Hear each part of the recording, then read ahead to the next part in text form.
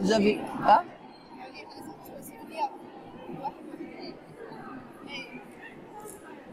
je ne suis pas obligée de me donner, donc saute. Très bien.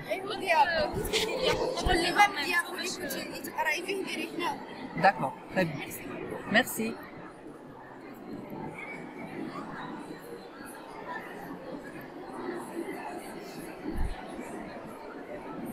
On va reprendre le cours.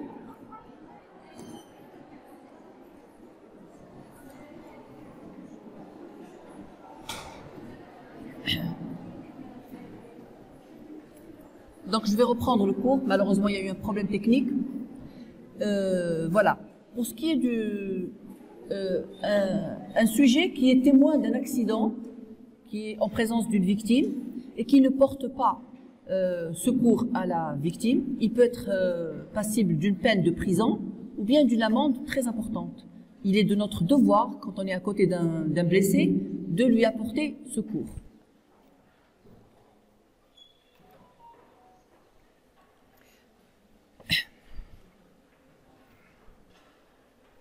Donc le secourisme, c'est apporter la stabilisation du patient.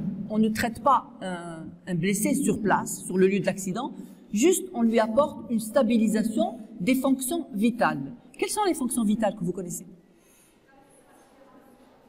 La première, c'est quoi? La première, c'est... Très bien. La première fonction vitale à préserver, c'est la respiration. La deuxième fonction vitale à préserver, c'est la circulation. Et la troisième, c'est l'état neurologique.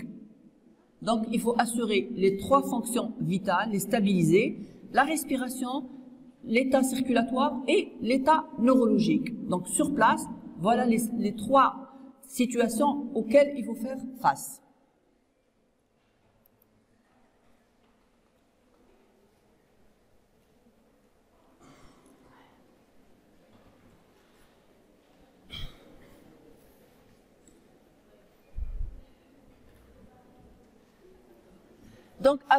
Donc devant un blessé, ce qu'il faut faire, d'abord, évaluer la situation, examiner le patient. Il ne faut pas prendre beaucoup de temps, il faut faire une évaluation précoce, rapide et répétée dans le temps, c'est-à-dire T0, T1, T2. C'est-à-dire dans le temps, il faudrait pour voir l'évolution et pour voir l'efficacité des gestes qu'on a apportés. Donc, précocement, de façon répétée, il faut évaluer le patient. Comment évaluer le patient maintenant?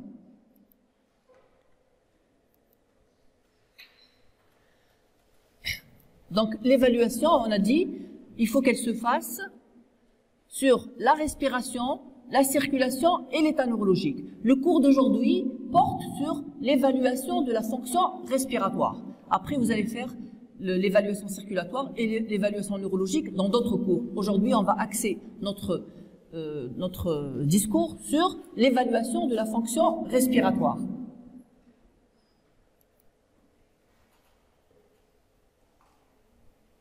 Donc, il y a un acronyme qu'il faut retenir, c'est ABCDE. C'est en anglais. Donc, le A, c'est airway. Ça veut dire les voies aériennes supérieures. Donc, première préoccupation, c'est la ventilation. A, c'est airway. Le B, c'est breathing. Ça veut dire quoi, breathing? Respirer, très bien. Le C, c'est circulation.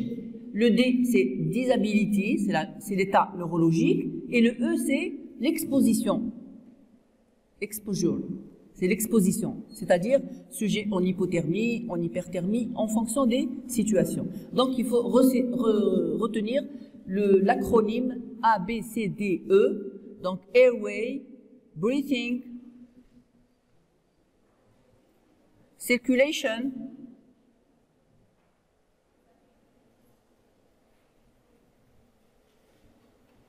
et disability and exposure. Voilà. Le deuxième acronyme à retenir, c'est la règle VIP. Ça aussi, very important person. Donc, il faut retenir le V, c'est ventilation. Le I, c'est infuse, ça veut dire apporter des liquides au patient, c'est-à-dire un sujet que vous trouvez victime d'un accident. Il faut le perfuser pour assurer une circulation. Donc, lui mettre une voie d'abord, le piquer, lui mettre une voie d'abord pour pouvoir perfuser des solutés et assurer une circulation. Et le P, c'est pompe cardiaque, c'est-à-dire rétablir la circulation. Donc, ventilation, perfusion et pompe cardiaque. Infuse, c'est perfusion en français. Donc, VIP, c'est ventilation, infuse et pompe cardiaque. Voilà. Donc, retenir les deux acronymes, ABCDE et VIP.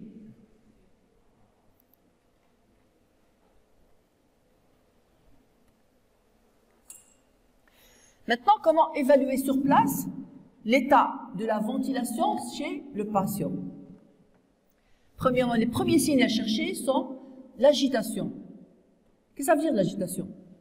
Qu'est-ce qu'elle témoigne, l'agitation chez un blessé?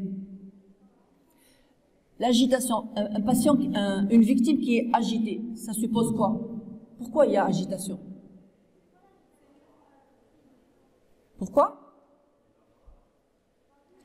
Non, il y a plusieurs causes d'agitation, mais la première qu'il faut craindre, c'est l'hypoperfusion cérébrale. Quand il manque d'oxygène au niveau du cerveau, le sujet devient agité. Quand on voit un sujet agité, toujours penser au manque d'oxygène dans le cerveau. Voilà. Agitation égale hypoperfusion cérébrale, c'est-à-dire qu'il n'y a pas assez de sang qui monte vers le cerveau. Donc, première cause d'agitation, c'est l'hypoperfusion cérébrale et le défaut d'oxygène apporté au niveau du cerveau.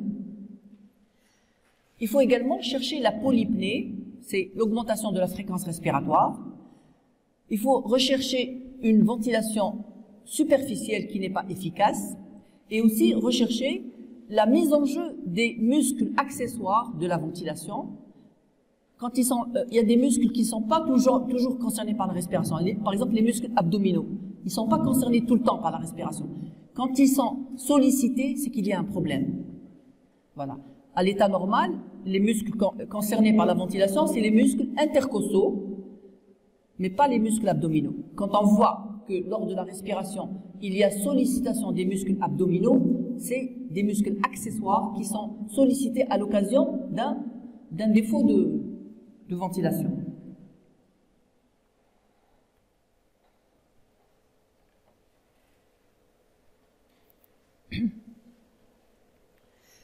Une fréquence respiratoire chez l'adulte normal, elle est de combien? La fréquence respiratoire chez l'adulte normal, elle est de combien? Il y a combien de cycles par minute? Il y a 12 à 20 cycles par minute, c'est affiché. Il y a 12 à 20 cycles par minute, voilà. Et chez l'enfant, ça va jusqu'à 30, 20 à 30 cycles, voilà. Donc l'enfant, il respire plus vite qu'à l'état normal, il respire plus vite que l'adulte. Donc, chez le blessé, il faut apprécier la fréquence respiratoire. Elle peut être diminuée, le sujet ne respire pas correctement, ou bien carrément abolie, il n'y a aucun mouvement respiratoire. Donc, quand on examine un blessé, toujours calculer la fréquence respiratoire pour pouvoir apprécier la qualité de sa ventilation. Donc, en cas de bradypnée ou bien d'oligopnée, bradypnée, c'est-à-dire il y a une fréquence respiratoire très, très ralentie. Par exemple, il fait 4 cycles par minute ou bien 10 cycles par minute, ça c'est une bradypnée. On dit bradypnée comme bradycardie. Bradypnée, ça veut dire une ventilation très ralentie, voilà, très bien.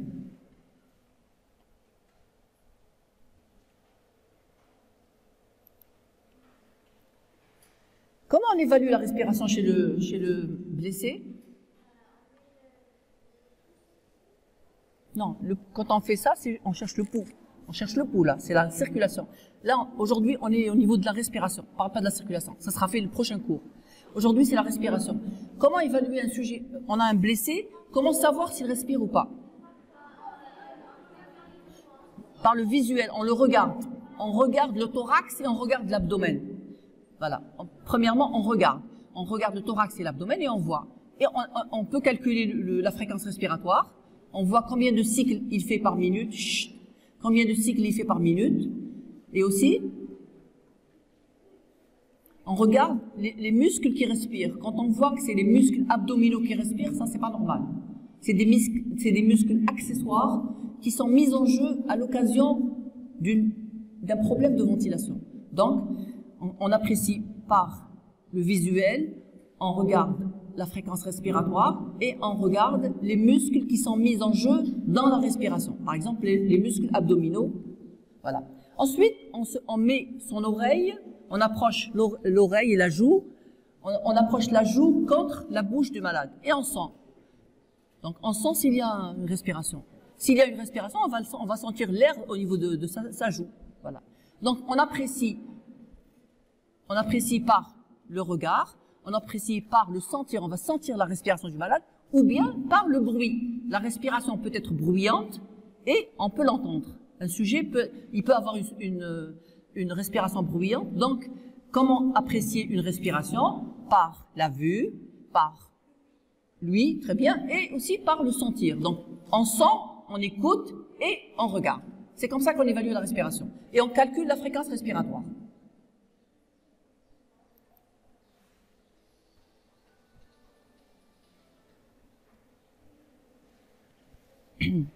Maintenant, on a fait le diagnostic, donc rapidement. C'est une évaluation rapide. Il ne faut pas prendre beaucoup de temps, parce qu'il faut maintenir le malade en vie. Donc, on évalue rapidement. Donc, on a vu, on a écouté et on a senti qu'il y avait ou qu'il n'y avait pas de respiration. Maintenant, il faut apporter une solution. Si le malade ne respire pas, donc on va sortir avec la conclusion que le malade respire ou le malade ne respire pas. C'est ça. Il y a deux éventualités. Soit il respire, soit il ne respire pas. Si le malade respire, qu'est-ce qu'on fait? On peut avoir un blessé qui respire correctement et qui n'a pas de... C'est-à-dire, il n'a pas besoin d'être assisté sur le plan respiration. Qu'est-ce qu'on fait là? Qu'est-ce qu'on lui fait? On va attendre les secours et qu'est-ce qu'on fait au malade? On va le mettre en position latérale de sécurité. C'est-à-dire, on va le mettre sur le côté. Pourquoi? Mais elle sert à quoi cette position? La position latérale de sécurité sert à quoi?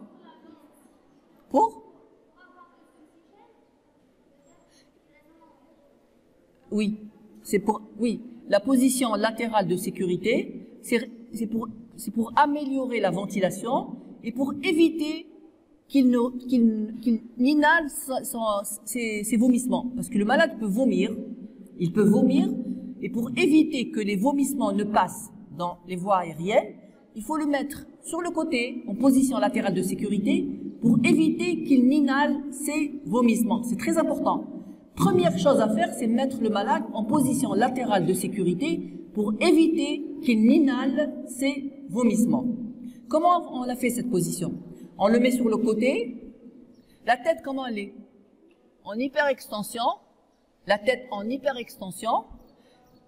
L'axe tête, cou, tronc, les trois dans le même axe. Il faut que la tête, le cou et le tronc soient dans le même axe, avec une tête en hyperextension. Donc, la cause, le but de cette manœuvre, la position latérale de sécurité, son but, c'est éviter qu'il n'y ait passage de vomissement dans les voies aériennes. Qu'est-ce qui se passe si le malade inhale ses vomissements? Il va mourir. Ça va occasionner un problème très sévère. Les alvéoles vont être brûlés par les vomissements. C'est un problème très important, très grave. On appelle ça le syndrome de Mendelssohn. Le syndrome de Mendelssohn, c'est quand les vomissements passent dans les voies aériennes. Et ça, il faut toujours avoir à l'esprit d'éviter cet accident. Toujours mettre le malade en latéral, avec une tête en hyperextension et avec axe tête, cou, tronc dans le même axe. Très bien. Donc, première chose à faire, c'est la position latérale de sécurité. Ensuite,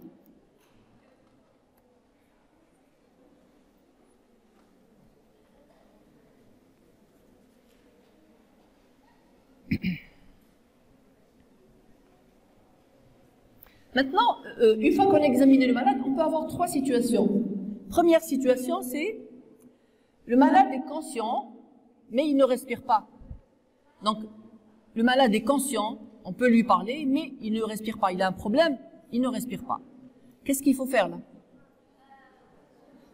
Donc c'est logique, s'il ne respire pas, il faut l'aider. Il faut l'aider. Avant de ventiler, parce qu'on va avoir recours aux bouche à bouche ou bien aux bouches à nez. Voilà, il y a deux modes de ventilation artificielle. Sur les lieux de l'accident, il y a deux modes de ventilation, le mode bouche à bouche ou bien bouche à nez. Mais avant de faire le bouche à bouche, qu'est-ce qu'il faut faire avant? Non, je ne parle pas de ça, ça sera fait le prochain cours. Le massage cardiaque, c'est le prochain cours. Avant de faire le bouche à bouche ou bien le bouche à nez, qu'est-ce qu'il faut faire? Assurer la liberté des voies aériennes. Il faut être sûr que si vous allez ventiler le malade par le bouche à bouche, l'air va passer. Pour cela, il faut chercher un obstacle. Donc, avant de ventiler un malade, avant de faire le bouche à bouche ou le bouche à nez, il faut s'assurer qu'il n'y a pas un obstacle au niveau des voies aériennes supérieures. Et cet obstacle, ça peut être quoi? Qu'est-ce que ça peut être l'obstacle? Qu'est-ce que ça peut être un obstacle? Ça peut être un morceau de viande, le malade était en train de manger, ça peut être du pain, ça peut être n'importe quoi comme alimentaire, ça peut être le dentier du malade. Si le malade a un dentier, il perd connaissance, il peut bouger le dentier, il peut l'avaler. Donc le corps étranger, ça peut être n'importe quoi. De l'alimentation, le dentier, n'importe quoi. Un enfant qui joue avec un jouet, il le met dans la bouche, ça peut passer et ça peut obstruer les voies aériennes. C'est très fréquent ça chez les enfants. Hein. Chez les enfants, ça peut être un jouet, ça peut être un objet, n'importe quoi. N'importe quoi. Donc toujours, avant de ventiler le malade, pensez à désobstruer les voies aériennes supérieures. Comment on fait ça? Comment on fait? Pour enlever l'obstacle, comment on fait?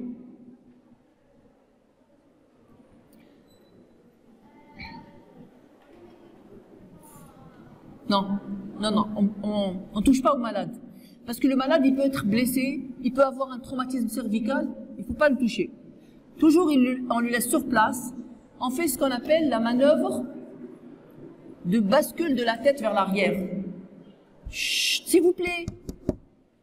Derrière, s'il vous plaît. On fait la manœuvre de bascule de la tête en hyperextension. On fait ça. On met un doigt sur le menton, un doigt sur le front et on bascule comme ça la tête vers l'arrière. Voilà. Et ça doit être fait avec beaucoup de douceur parce que le sujet peut avoir la nuque fracturée. Il ne faut pas aggraver les lésions. Très bien. Donc il faut travailler très doucement. Il ne faut pas faire des gestes brutaux, très doucement. Le menton, une autre main sur le front et on bascule la tête vers l'arrière. Avec douceur. Très bien. En cas de lésion du rachis, on peut faire ça. Une main sur le menton et l'autre main sur le cou et on fait l'extension de la tête, comme ça. Donc, savoir, pour ne pas aggraver une lésion du cou, il faut être très doux dans ses manœuvres. Voilà. Donc, la première, c'est la bascule de la tête vers l'arrière. La deuxième, comment faut-il faire pour enlever un corps étranger dans la bouche? Il faut ouvrir la bouche avec les doigts croisés. On met le pouce sur les incisives supérieures, donc le pouce sur les incisives supérieures, le majeur sur les incisives inférieures, comme ça. Et avec l'index, on fait rentrer l'index dans la bouche et on fait sortir le. Donc on travaille avec les trois doigts. Le pouce au niveau des incisives supérieures, le majeur au niveau des incisives inférieures, comme ça. Et l'index, on le fait rentrer dans la bouche et on tire l'objet. On tire le corps étranger. Ça peut être n'importe quoi, le corps étranger, même un dentier. Voilà. C'est la manœuvre. Chut, s'il vous plaît. C'est la manœuvre d'ouverture de la bouche par les doigts croisés. Donc les doigts croisés.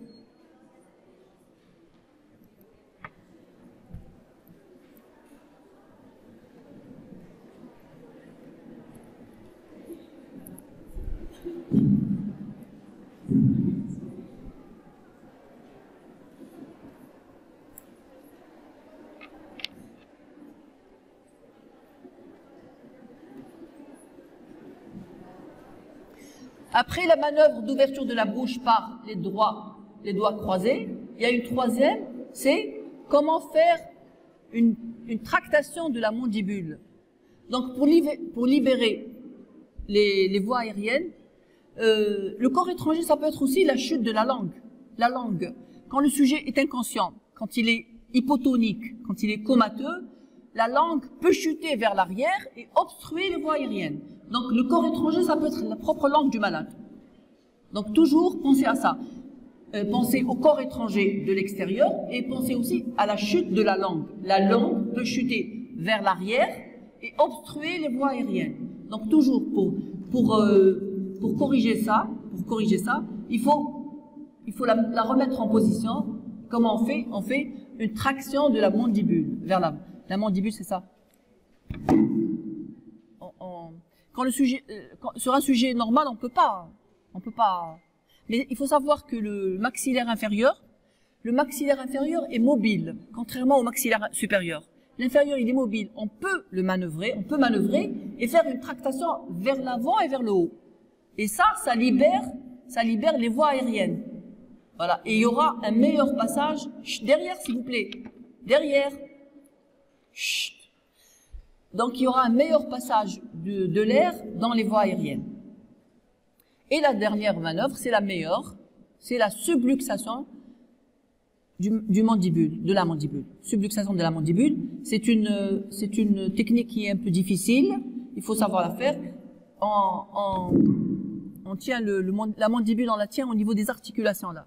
C'est des articulations mobiles. Donc c'est un sujet qui est, oui. Comment? Vous voyez? Ah, d'accord.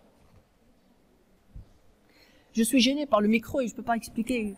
Je sais pas comment faire. Vous savez, il y a des sur YouTube, il y a des vidéos sur ça. Il y a beaucoup de vidéos, il y a beaucoup. Hein. C'est très bien expliqué. Donc là, essayez de retenir ce que je dis, mais vous pouvez les voir sur et on les fera le jour où on fera des TD. On va faire s'il vous plaît. Le jour où on fera des TP, ça va être fait sur des mannequins et on va vous montrer la subluxation de la mandibule. À quel niveau on met les doigts? Là, au niveau de ces articulations, et on ramène toute la mandibule vers l'avant pour libérer les voies aériennes supérieures, pour corriger la chute de la langue. J'ai dit la langue, quand elle chute vers l'arrière, elle va obstruer les voies aériennes supérieures. Et cette technique de subluxation mandibulaire permet de corriger cette attitude vicieuse de la langue. Donc le sujet, dès qu'il devient comateux et dès qu'il perd connaissance, il va chuter sa langue vers l'arrière. Ça c'est automatique. Toujours l'avoir en tête. Ce problème, il faut toujours l'avoir en tête. Le risque de chute de la langue. On appelle ça la chute de la langue. Et c'est pour ça qu'on met les canules, les fameuses canules de Guedel. Tout ça, vous allez voir le jour du TP, on va vous les montrer. Des TD, on vous montrera tout ça. Les canules, comment les mettre. Ces canules permettent de lutter contre la chute de la langue. Ça maintient la langue en place.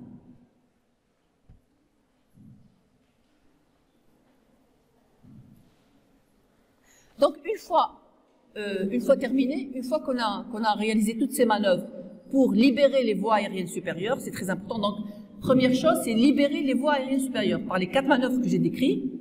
Ensuite, on va ventiler le malade maintenant. On va ventiler le malade. Il y a 2 techniques de ventilation artificielle en mis sur le lieu de l'accident. C'est le bouche à bouche ou bien le bouche à nez. Alors, le plus pratiqué, c'est le bouche à bouche. Comment on fait le bouche à bouche? Le sujet, comment il est? Il est en décubitus dorsal. Le sujet est en décubitus dorsal. La tête basculée vers l'arrière. La tête basculée vers l'arrière, oui. Ensuite, le sauveteur, le sauveteur, il se met à quel niveau? Le malade est allongé comme ça. Le sauveteur, il va se mettre où? Voilà, à côté, au niveau des épaules. Au même niveau, c'est-à-dire il va être au niveau des épaules du malade. Voilà. Pas à la tête du malade, pas par là. C'est à côté du malade, au niveau des épaules, comme ça. Voilà. Donc, qu'est-ce qui va insuffler le sauveteur? Qu'est-ce qui va insuffler? De l'oxygène? Ben non, non. Il va le ramener d'où? C'est quelqu'un qui est dans la rue, il va ramener d'où l'oxygène? Sauveteur, là on parle de malade dehors, n'importe où. On n'est pas dans un hôpital, il n'y a pas d'oxygène. Qu'est-ce qu'il va lui insuffler? De l'air.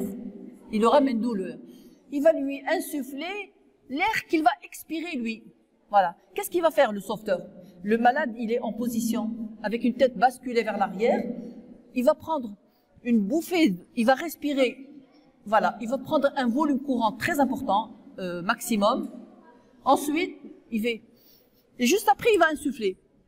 Il n'aura pas le temps de, il fait une bonne respiration. Il respire profondément. Il fait ça. Profondément. Ensuite, il met sa bouche sur la bouche du malade. Voilà. De façon hermétique. De façon hermétique. Il ne faut pas qu'il y ait des pertes.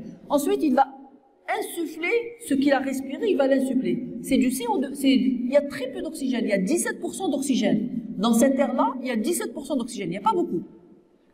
Dans l'air atmosphérique, il y a combien d'oxygène? Il y a 21% d'oxygène. Dans l'air qu'on respire, il y a 21% d'oxygène. Mais dans l'air qu'il a respiré, qui va insuffler, il y a uniquement 17% d'oxygène. 17%, mais ça permet de maintenir, ça apporte un minimum et ça permet de maintenir le malade en vie. Très bien. On va insuffler combien de fois? Quand on insuffle, il va respirer. Il va prendre une bonne bouffée. On appelle ça un volume courant. Quand on fait ça, ça c'est un volume courant. Et c'est égal à 400-500 millilitres d'air. Donc il va les insuffler au malade. En combien de temps? L'insufflation doit durer 2 secondes. 2 secondes. Ensuite, la prochaine insufflation, 4 secondes après. De façon à faire... Tout ça c'est expliqué, donc je vais vous donner le truc après. Tout cela doit se faire... il doit faire 15 cycles par minute. Donc, toutes les 4 secondes, il fait une insufflation. Donc, le sujet, il va subir une première insufflation, une deuxième insufflation. Comment on apprécie l'efficacité de cette insufflation? Comment on l'apprécie? Sur le malade, qu'est-ce qu'on voit? On va voir une expansion du thorax. Le thorax va monter. Une expansion du thorax. Ensuite, un affaissement. Donc, il y a une inspiration et une expiration. Voilà. Donc l'efficacité de cette insufflation se verra par une expansion de la cage thoracique du malade et suivie par un affaissement. Donc l'air va rentrer dans les poumons et il va sortir. Donc expansion des poumons suivie par un affaissement. Le sauveteur va refaire une autre insufflation 4 secondes après. 4 secondes après. Après 2 insufflations, qu'est-ce qu'on fait? On recherche le pouls. S'il y a un pouls, on maintient la ventilation artificielle jusqu'à l'arrivée des secours. Mais s'il n'y a pas de pouls, qu'est-ce qu'on fait? Un massage cardiaque. Voilà. Si on fait 2 insufflations, j'ai dit à 4 secondes d'intervalle. Si les insufflations donnent un pouls, si on a un pouls, on maintient la ventilation jusqu'à ce que les secours arrivent. Mais s'il n'y a pas de pouls, il faut commencer à faire le massage cardiaque. Comment on fait le massage cardiaque? Combien de massages pour combien de ventilations? On fait 30 massages cardiaques pour 2 insufflations. Donc on fait 2 insufflations, ensuite on masse 30 fois, puis on refait 2 insufflations, 30 massages cardiaques, 2 insufflations, 30 massages cardiaques, jusqu'à ce qu'il y ait arrivé des... Voilà. Il faut persévérer jusqu'à ce qu'il y ait de l'aide. Hein. Voilà. Quand on veut sauver le malade, on n'arrête pas. On se repose pas, on n'arrête pas. Si on est à plusieurs, on se relaie, à tour de rôle. Mais si la personne est seule, il faut pas qu'elle arrête, sinon c'est pas efficace. Voilà. Donc 2 insufflations, 30 massages cardiaques. Chut, s'il vous plaît, il y a du bruit. S'il vous plaît, derrière. Donc 2 insufflations suivies par 30 massages cardiaques. Ensuite, appréciation du pouls. Appréciation du pouls. Et en fonction de l'existence ou non du pouls, on maintient la ventilation artificielle ou bien on passe au massage cardiaque externe.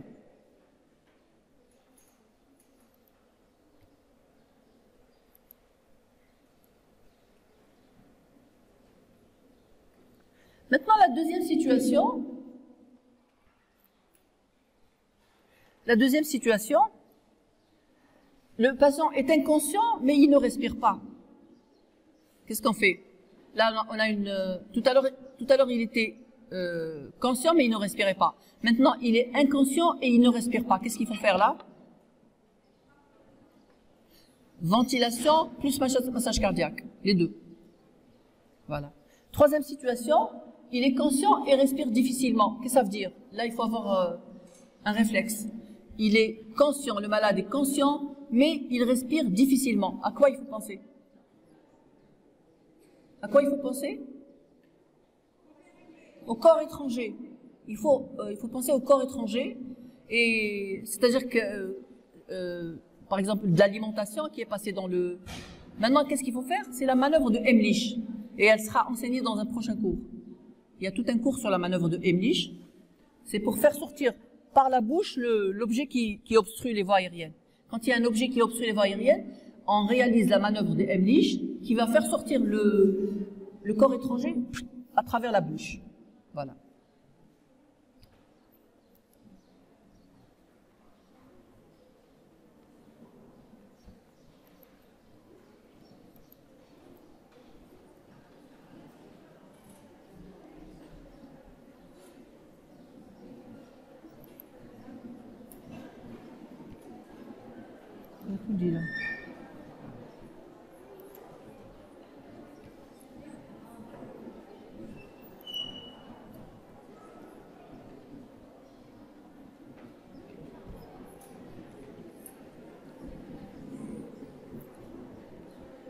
Maintenant que, bon, on va terminer.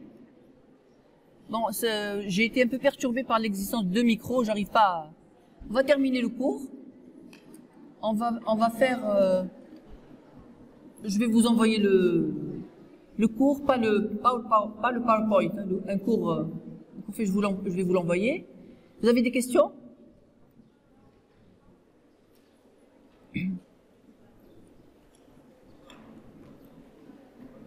Oui? Si, oui. Ça, c'est une technique.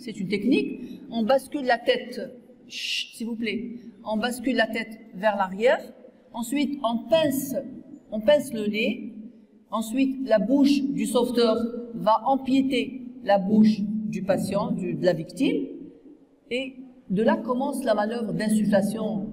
Mais toujours fermer le nez, pincer le nez, basculer la tête et pincer le nez du malade. Oui.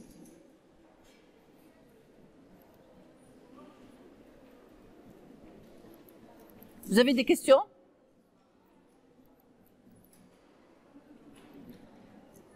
Je vais vous parler des dernières recommandations.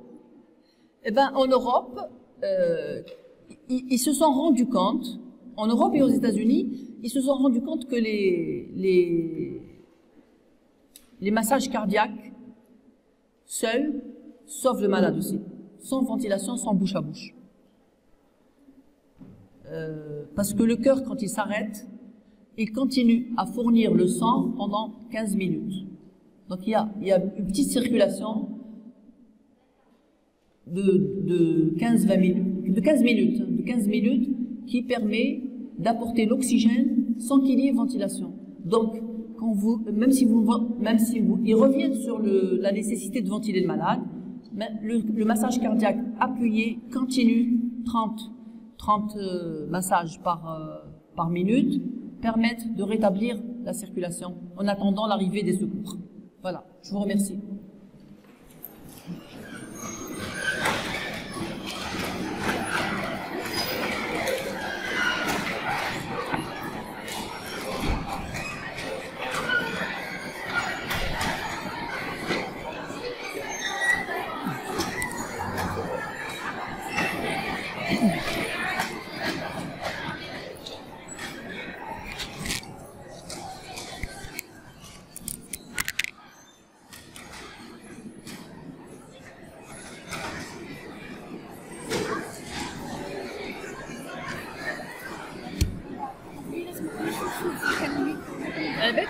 J'étais perturbée par deux micros. قلبت الفيديو هذاك جا ميكرو واحد قلقت شويه وبرتوبيت واحد منهم ما قدرتش. فوالا بصح هذوك اللي كانوا من اللونش كانوا Je fais.